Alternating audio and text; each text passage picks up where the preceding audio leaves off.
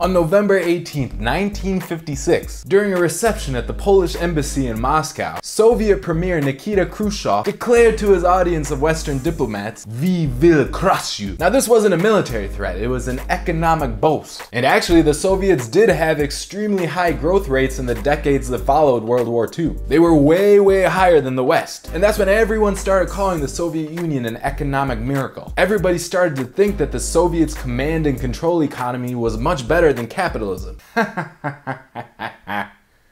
Yeah, right. Those silly people of the past. But they really thought that it was only a matter of time before the Soviets became the largest economic power in the world. And that sounds crazy now, you know, thinking about Russia, but that was actually the mainstream belief back then. But as we all know, it never happened. Not only did the Soviet Union fail to surpass the US, but they actually went bankrupt twice before they finally disintegrated. So everyone just moved on to the next obsession, Japan. So Japan had extremely high growth for almost 30 years. So of course everybody started calling them the economic miracle. And they thought that their system was much better than the West capitalism. Everyone once again agreed that their economy would surpass the US's. Well, we all know what happened there too. Their economy peaked in 1991. That's when their asset bubble popped. And from there they had decades of nasty deflationary contraction. Here's what's crazy. Just from the falling land and stock prices, 1,500 trillion worth of yen was destroyed. All that wealth just gone, which was equivalent to 3 whole years of GDP. And that marked the largest loss ever in the entire history of the world. It was the largest loss by a nation in peacetime. So tell me now, do these stories of these past economic miracles remind you of anybody? Anybody at all? Just who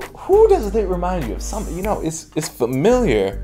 Who could it be? It's on the tip of my tongue. That's right, it is China. China is following the exact same growth model used by the Russians in the 60s and Japan in the 80s. And this model is called the Gerschenkron growth model. And China has executed it perfectly, except they've done it on a scale that no one's ever seen before. They basically took it and put it on steroids, just juicing up. But just like the last 2 times countries try to do this, it's an economic time bomb. It's just ticking, ready to explode. So today we're gonna start a series on China about what's been going on and what's gonna go on in the future. And I wanted to make this series because I know everybody on YouTube is just obsessed with Chinese stocks. Every time I post a video that has JD.com in the title, I get tons and tons of views. It's great. But if everybody's trying to invest in these Chinese stocks, then they better know what's happening in China, right? Because whatever happens in China is gonna be reflected directly through those stocks. They are tied together. So for the next few weeks, we're gonna have multiple videos explaining all this stuff. We're gonna start with explaining the Gerschenkron model so you know what that is. Then we're gonna talk about why China is not about to pass the US. They're actually setting up for a very painful deleveraging. We'll also explain what that means for emerging markets and why they're about to get crushed. And then of course we're gonna bring it all back to how it relates to your Chinese holdings. Because I know everybody seems to be holding one Chinese stock or another, whether it's JD, Alibaba, and all the other Chinese stocks everybody's tracking. So make sure you subscribe to this channel and hit that bell for notifications of when these videos are released. There's a lot to talk about and a lot you need to know about, so subscribe and I'll see you in the next video. Stay fallible out there. Bye.